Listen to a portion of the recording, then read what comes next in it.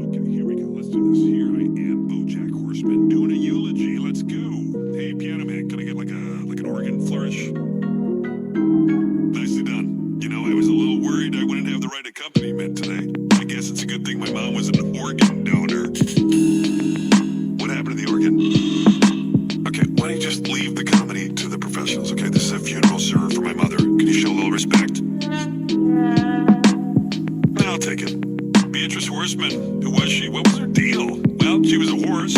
She was born in 1938. She died in 2018. One time she went to a parade, and one time she smoked an entire cigarette in one long inhale.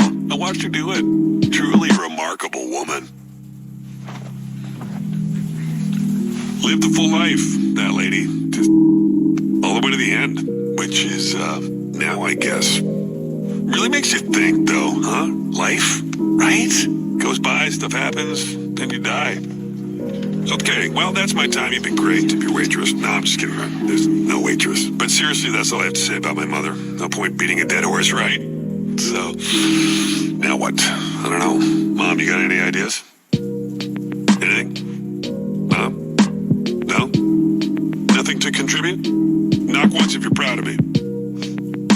Can I just say how amazing it is to be in a room with my mother and I can just talk and talk without her telling me to shut up and make her a drink?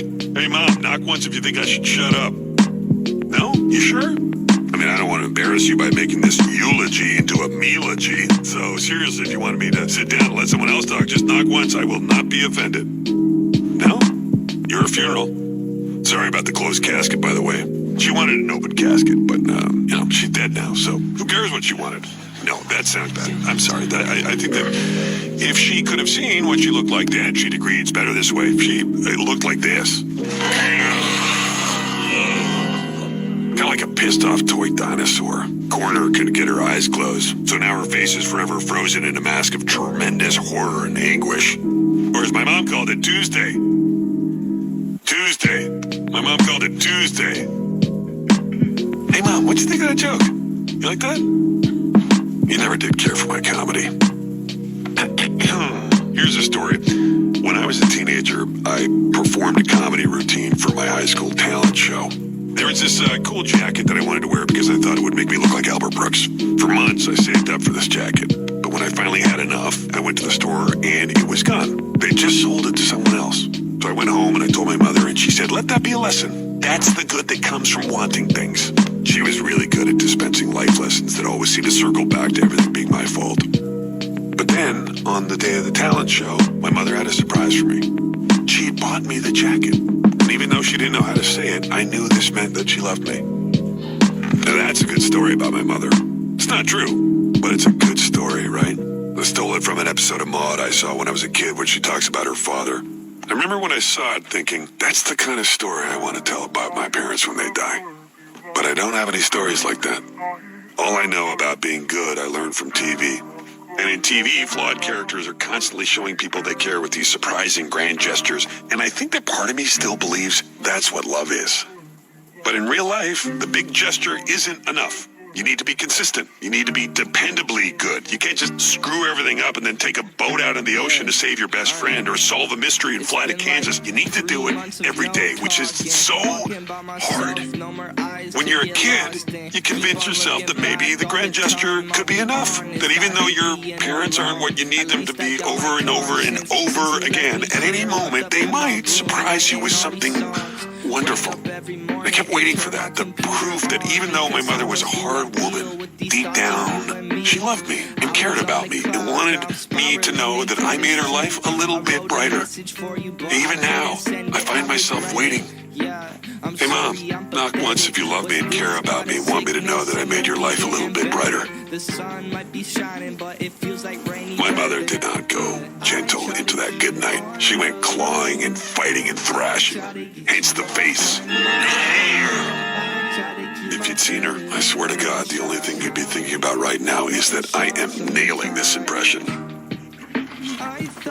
I was in the hospital with her those last moments, and they were truly horrifying, full of nonsensical screams and cries. But there was this moment, this one instant of strange calm, where she looked in my direction and said, I see you. It's the last thing she said to me. I see see you. Not a statement of judgment or disappointment, just acceptance and the simple recognition of another person in a room. Hello there. You are a person, and I see you. Let me tell you, it's a weird thing to feel at 54 years old that for the first time in your life, your mother sees you. It's an odd realization that that's the thing that you've been missing, the only thing that you wanted all along, to be seen. And it doesn't feel like a relief to finally be seen. It feels mean. Like, oh, turns out that you knew what I wanted and you waited until the very last moment to give it to me. I was prepared for more cruelty. I was sure that she would get in one final zinger about how I let her down and about how I was fat and stupid and too tall to be an effective Lindy Hopper, how I was needy and a burden and an embarrassment. All that I was ready for. I was not ready for, I see you. Only my mother would be lousy enough to swipe me with a moment of connection on her way out. Maybe I'm giving her too much credit. Maybe it wasn't about connection. Maybe it was an I see you, like, I see you. Like, you might have the rest of the world fooled, but I know exactly who you are. That's more my mom's speed. Or maybe she just literally meant, I see you. You are an object that has entered my field of vision. She was pretty out of it at the end there, so maybe it's dumb to try to attribute it to anything. Back in the 90s, I was in a very famous TV show called Horsing Around. Please hold your applause. And I remember one time a fan asked me, hey, you know that episode where the horse has to give Ethan a pep talk after Ethan finds out his crush only asked him to the dance because her friends were having a dorky estate contest? In all the shots of the horse, you can see a paper coffee cup on the kitchen counter, but in the shots of Ethan, the coffee cup's missing. Was that because the show was making a statement about the fluctuant subjectivity of memory and how even two people can experience the same moment in entirely different ways? And I didn't have the heart to be like, no, man, some crew guy just left their coffee cup in the shot. So instead I was like, yeah. And maybe this is like that coffee cup. Maybe we're dumb to try to pin significance onto every little thing. Maybe when someone says, I see you, it just means, I see you. Then again, it's possible she wasn't even talking to me because, if I'm being honest, she wasn't really looking at me. She was looking just past me. There was nobody else in the room, so I want to think she was talking to me, but honestly, she was so far gone at that point, who knows what she was saying. Who are you talking to, Mom? Not saying, huh? Staying mum. No rim shot there? God, whatever I'm paying you, it's too much. Maybe she saw my dad. My dad died about 10 years ago of injuries he sustained during a duel.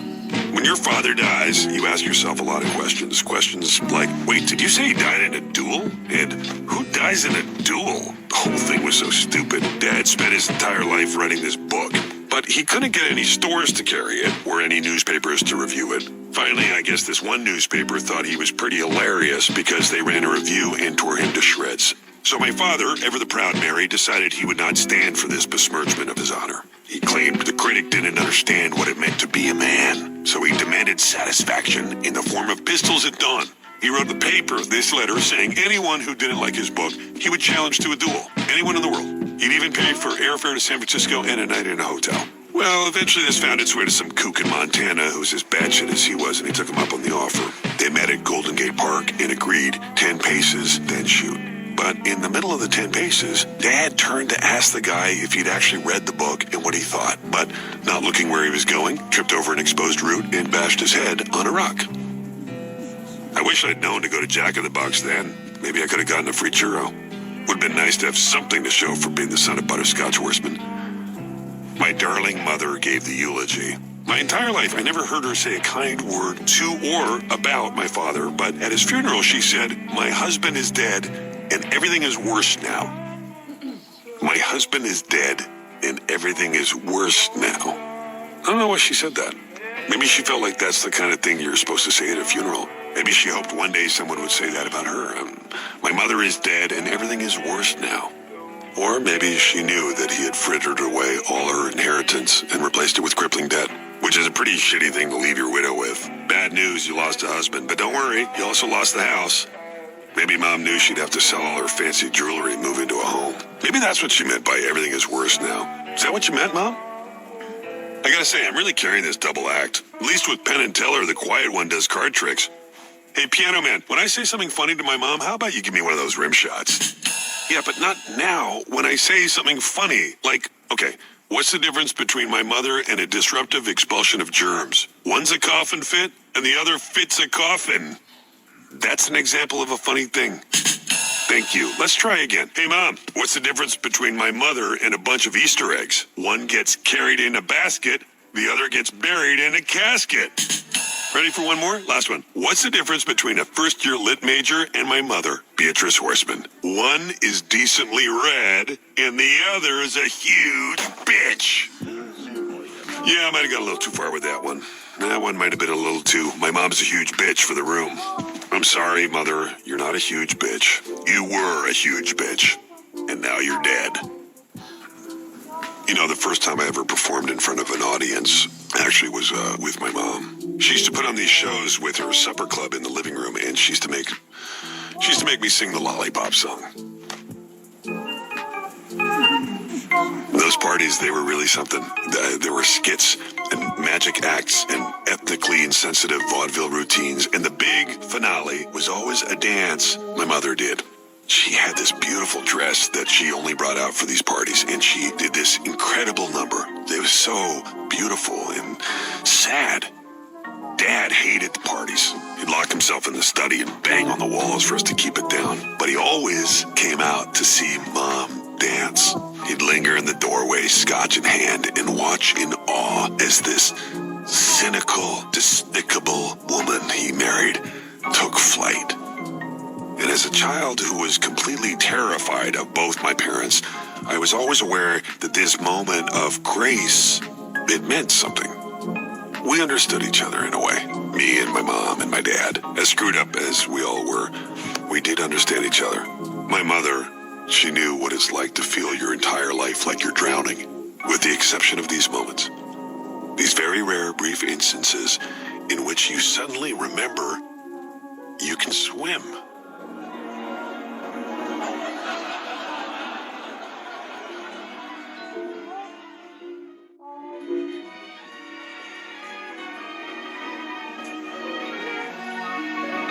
But then again, mostly not. Mostly you're drowning. She understood that too. And she recognized that I understood it. And Dad, all three of us were drowning, and we didn't know how to save each other. But there was an understanding that we were all drowning together. And I would like to think that that's what she meant when we were in the hospital, and she said, I see you. You know, the weird thing about both your parents being dead is it means that you're next. I mean, you know, obviously, it's not like there's a wait list for dying. Any one of us could get run over by a Snapchatting teen at any moment. And you would think that knowing that would make us more adventurous and kind and forgiving, but it makes us small and stupid and petty. I actually had a near-death experience recently. A stunt went bad and I fell off a building. And I'm an actor. I do my own stunts. I'm on this new show, Filbert. I'm Filbert, star of the show. Hasn't even come out yet, but it's already getting Emmy buzz. Oh, speaking of buzz, I'm supposed to take 2 of these every morning, but my days are so screwed up because of the shooting schedule. I don't even know what morning means anymore. There's a joke in there somewhere about a guy who's been to so many funerals, he doesn't even know what morning means anymore. Let you guys figure that one out for yourselves. Anyway, you know what I thought when I was falling off that building and I went into panic mode? The last thing that my stupid brain could come up with before I died, won't they be sorry? Cool thought, brain. No, that wasn't, would you just dial it back, all right? I don't even know what I wanted to be sorry. My mom, even before she died, could barely remember who I was. And of course, my dad's dead. The last conversation I ever had with him was about his novel. He was so certain this book was his legacy. Maybe he thought it would vindicate him for all the shitty things he ever did in his stupid, worthless life. Maybe he did. I don't know. I never read it. Because why would I give him that? I used to be on this TV show called Horsing Around. Seriously, though, hold your applause. Well held. It was written by my friend Herb Kazaz, who's also dead now, and it starred this little girl named Sarah Lynn. And it was about these orphans. And early on, the network had a note. Maybe don't mention they're orphans so much because audiences tend to find orphans sad and not relatable. But I never thought the orphans were sad. I always thought they were lucky because they could imagine their parents to be anything they wanted. They had something to long for. Anyway, we did this one season finale where Olivia's birth mother comes to town. And she was a junkie, but she's got herself cleaned up and she wants to be in Olivia's life again. And of course, she's like a perfect grown-up version of Olivia.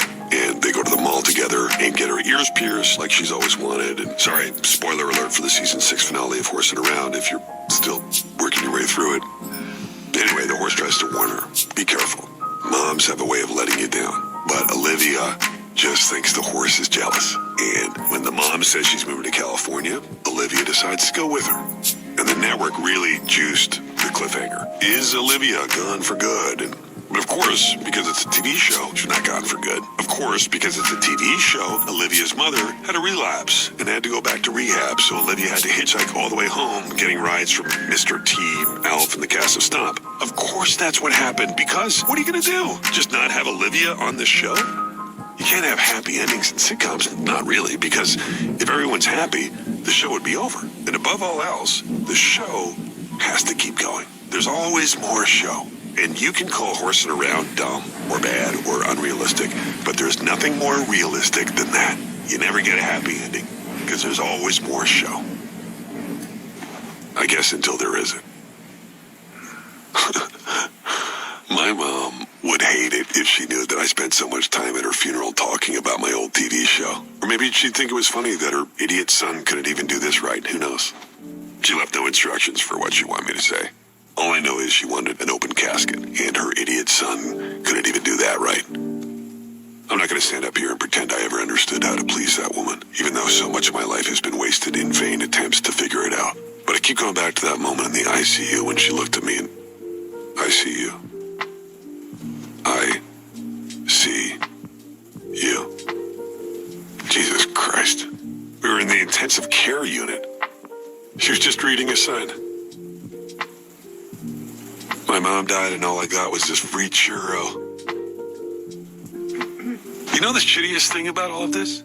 Is when that stranger behind the counter gave me that free churro, that small act of kindness showed more compassion than my mother gave me her entire goddamn life. Like, how hard is it to do something nice for a person?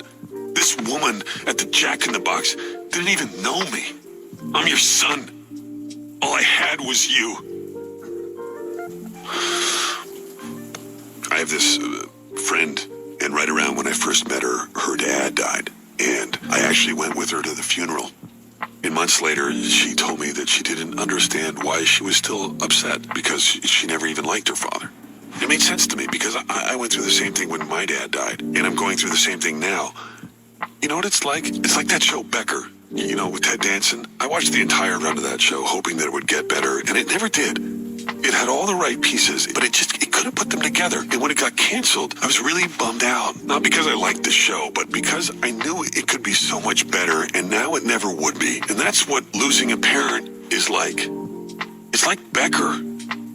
Suddenly you realize you'll never have the good relationship you wanted. And as long as they were alive, even though you'd never admit it, part of you, the stupidest goddamn part of you, was still holding on to that chance. And you didn't even realize it until that chance went away.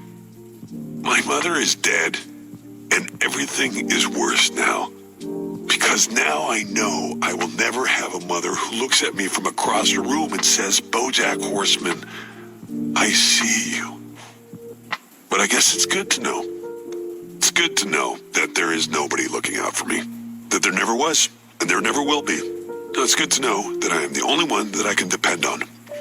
And I know that now, and it's good.